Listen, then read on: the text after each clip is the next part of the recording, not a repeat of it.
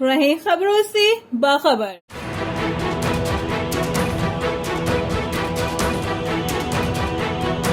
شہریوں کا کہنا ہے کہ شدید گرمی کے بعد ابر رحمت کا برسنا کسی نعمت سے کم نہیں، کیونکہ ایک تو پہلے ہی شہر میں لوڈ شیڈنگ کے باعث خاصی دشواری پیش آ رہی تھی، جس پر انتہائی گرمی نے مزید تکلیف میں اضافہ کیا۔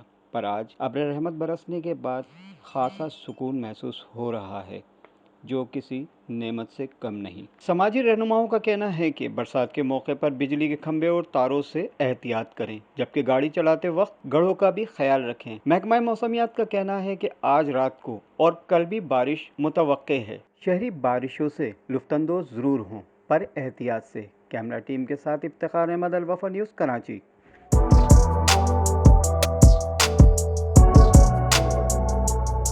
اس پر لائک اور سبسکرائب تو بنتا ہے۔ Thank you.